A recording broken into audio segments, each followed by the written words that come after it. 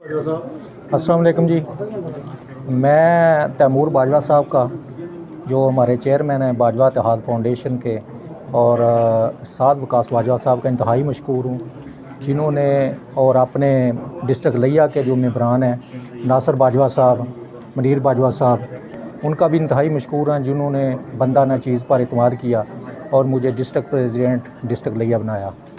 और मैं बाजवा बरादरी की फ़लाह के लिए जो भी हो सका मैं करूँगा।